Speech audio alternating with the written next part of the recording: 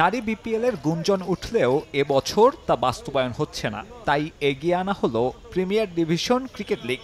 বুধবার মাঠের লড়াই শুরুর আগে আনুষ্ঠানিক ফটো সেশন একাডেমি ভবনের সামনে। আর্থিক সংকটে নাম সরিয়ে নিয়েছে গতবারের সেকেন্ড রানার্স আপ রূপালী ব্যাংক। এবারের আসরে তাই লড়বে ৯ দল। প্রথম দিনের ডিফেন্ডিং চ্যাম্পিয়ন মোহামেডানের প্রতিপক্ষ প্রমোশন পাওয়া মিরপুর বয়েজ। হোম অফ ক্রিকেটে 50 ওভারের ম্যাচ শুরু সকাল ৯টায়। যেহেতু লাস্টে চ্যাম্পিয়ন, অবশ্যই আমাদের টার্গেটটা ওরকমই থাকবে যে চ্যাম্পিয়ন হওয়ার। যেহেতু ধারাবাহিকতা দূরে রাখলে হয়তো বা আমরা চ্যাম্পিয়নই হব। আমার টিমের প্রতি আমার কনফিডেন্স আছে। মাঠ সংকটে প্রথম দিনে খেলা গড়াবে 3টি। মিরপুর বাদে ভেন্যু তালিকায় আছে বিকেএসপি আর ইউল্যাপ।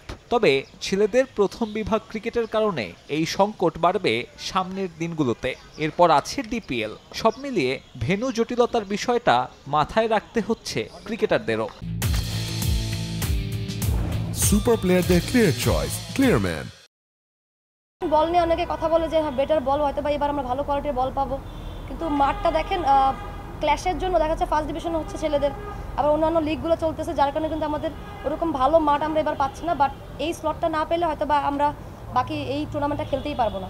এবারে নারী লীগ দিয়ে হেড কোচ হিসেবে আনুষ্ঠানিক যাত্রা শুরু করতে যাচ্ছেন সাবেক অধিনায়ক মোহাম্মদ আশরাফুল। তার কাঁধে গুলশান ইউথ ক্লাবের দায়িত্ব। নতুন ক্যারিয়ার শুরুর আগে শিষ্যদের নিয়ে ঘাম ঝরিয়েছেন একাডেমি মাঠে। সিঙ্গেল রাউন্ড রবিং নিয়মে হবে এবারের টুর্নামেন্ট। লিগ পর্ব শেষে শীর্ষ দল চ্যাম্পিয়ন। প্রতি দলে একজন বিদেশি ক্রিকেটার খেলানোর নিয়ম থাকলেও মোহামেডান বাদে বাকিদের এখনও এই ক্যাটাগরি শূন্য। সাব্বির মিথুন, সময় সংবাদ, ঢাকা।